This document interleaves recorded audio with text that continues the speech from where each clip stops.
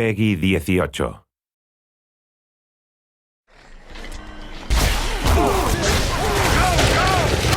I enjoy making the sounds for these things. Maybe it's a bit of a macabre career choice, but there's always a new way to make somebody die. That sounds horrible, but it's true.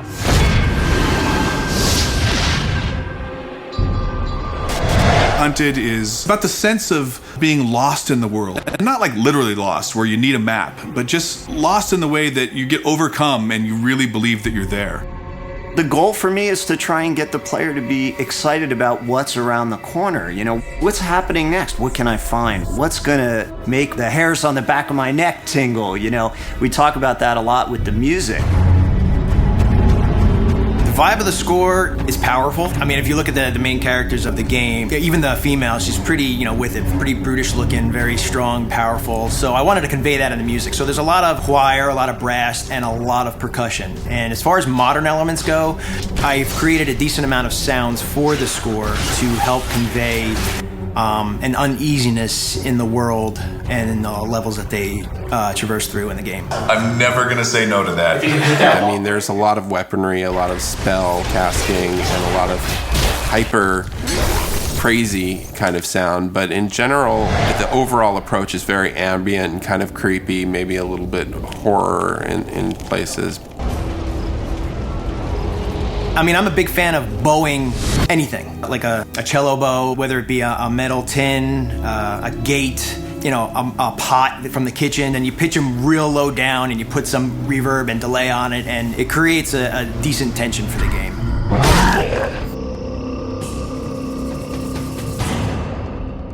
Every sound in the game is designed. There's nothing like a stock library sound in this game. So every single sound, even like the small impacts of the wood breaking as a body falls into it, it's, a multi-layered sound of like crunchy stuff up top and then this stuff up here.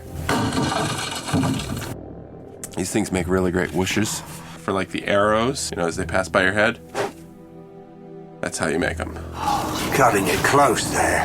Ooh, a good death rattle. I'll take chocolate syrup and tomato paste and corn syrup and I'll mix it all together and just stick a mic in there and just, make some really cool beefy sounds. And then when that stuff splatters and you hear it after you kill, it's really satisfying. You want to imagine the blood splattering on the ground. If you're into that sort of thing. Sometimes I don't think about that. I never think about that.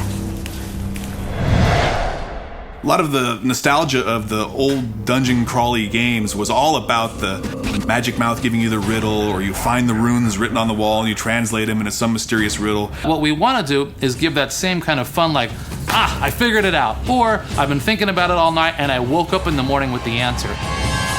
We wanted the puzzles of our game to blend into the mythology and blend into the environments and be true to where they are. You may break through a wall and find out there's a huge other area behind it that you didn't know existed, and those are all over our world.